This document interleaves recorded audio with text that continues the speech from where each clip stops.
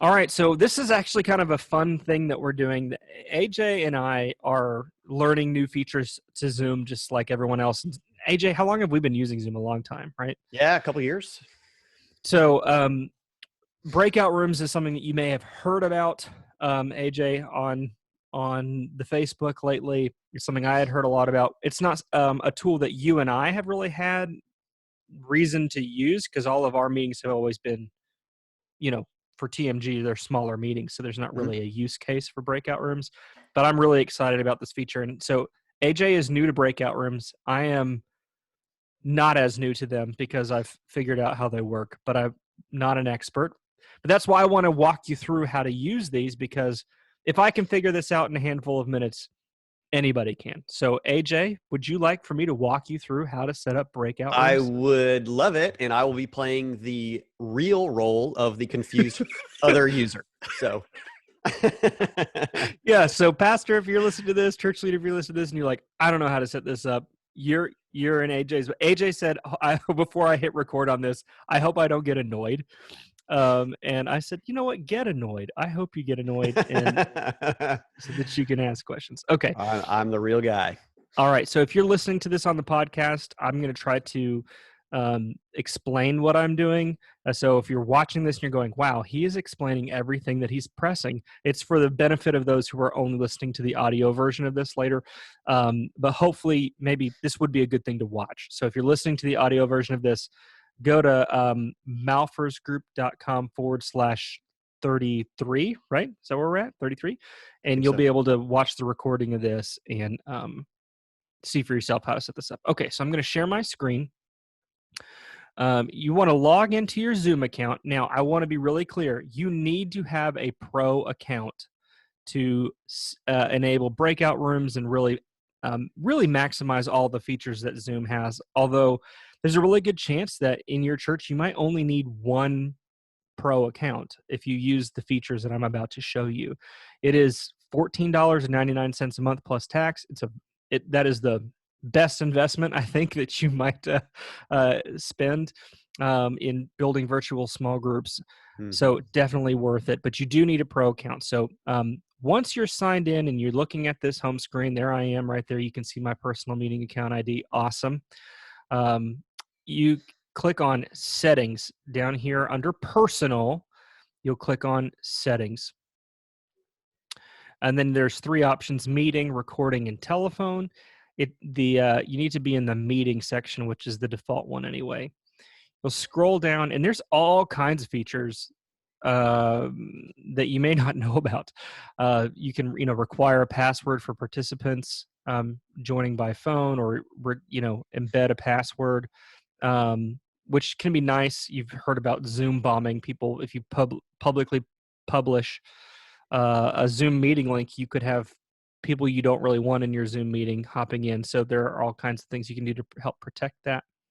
But what I'm focusing on, you want to keep scrolling till you get all the way down to in meeting advanced. And it is the top option right there, breakout room. And you'll need to hit the little toggle switch that's next to where it says breakout room to turn that feature on in your settings. And that you then beneath that, there is a allow host to assign participants to breakout rooms when scheduling. What that means is you'll actually have the ability to assign invited participants into breakout rooms prior to the meeting itself. So that will save you some time. So if you've got 50 people in small groups in your church and you want to split them up into 10 groups or into 5 groups, however many groups you have, you can actually pre-assign those people into breakout rooms prior to the meeting, which will save you a little bit of time in the meeting. And the nice thing is, if it's a recurring meeting, then when you set it up, AJ, that one time, you set it up one time, then you don't have to redo it every week. They're already assigned into those breakout rooms every week. So are you with me so far? Any questions so far, AJ? Let's give a couple of example uses right now. Just a really quick overview of some example uses, so that the people that are setting this up on their own would understand, like, what would I be doing and why. Uh-huh. Let's walk through just scheduling a meeting, okay? To give an example. So I'm going to click up here, schedule a meeting up at the very top of the screen. There's an option to schedule a meeting. So I'm going to click schedule a meeting, and let's call this um, First Baptist Sunday School Hour. So let's say you want to get, maybe where a church still does Sunday school or whatever. And it's going to be, I'm going to click on the little calendar icon here, and I'm going to pick Sunday, April 5th is when I'm going to start this.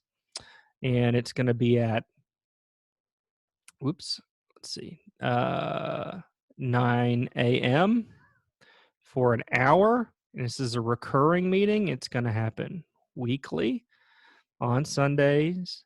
We're going to keep this going for, let's do 20 occurrences. Okay. Now, I'm not going to require registration, although I could. I'm going to turn the host, and you'll see here under video, you can be sure that the host video is turned on. You could turn off participant video, or you can turn it on. Either way, you want to allow both computer and telephone audio. I think it's helpful to enable join before host. That way people can enter the meeting even if you're running a little bit late. Now, breakout room pre-assign.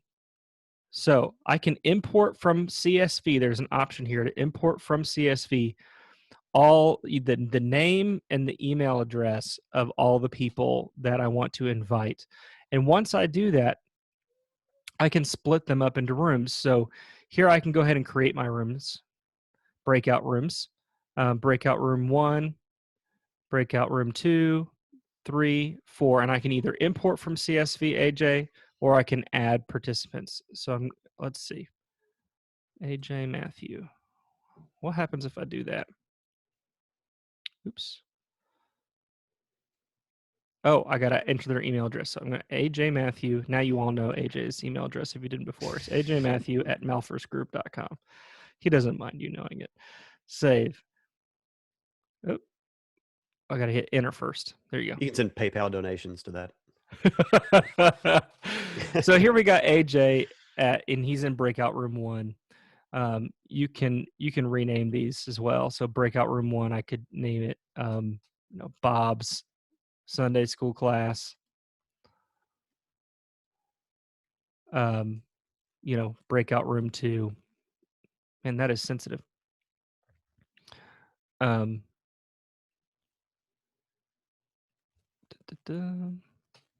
This is in real time, folks.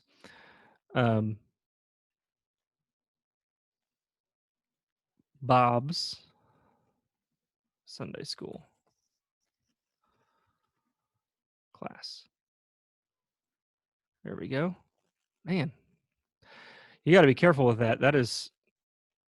What are you doing? Hitting enter, and it's. I was hitting enter. Yeah.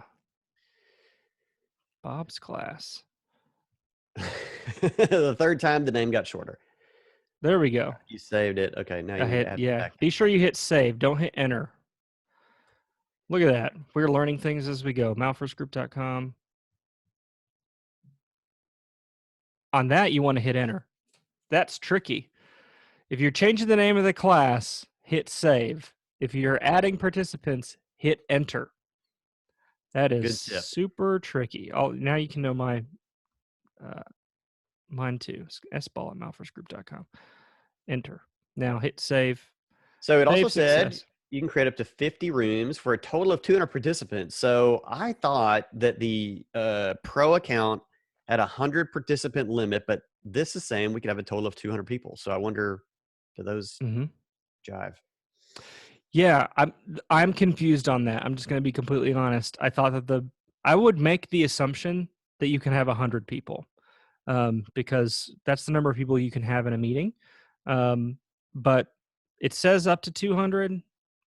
I would just operate off that 100 number just to be safe. I'm not exactly sure why they would say 200 one place and then 100 on the other, but yeah.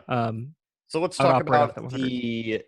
if we're operating under the 100 participant assumption, then let's just Uh-huh. kind of talk about what your options are if you're a church larger than 100, or if you have 100, more than 100 that you would expect in Sunday school on a typical Sunday morning.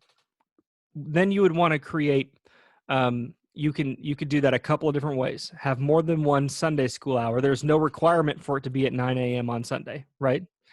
You could do Sunday school hour at 6 p.m. on Monday, right? You could do it at different times if you're the only person running it, or you could set up different meetings. So you might have four different um, hosts running four different meetings, each with 100 people in them. So you might have 400 people then. But you just want to be sure you send the right link to the right person so that they get assigned into their own class. Now, AJ, let me show you.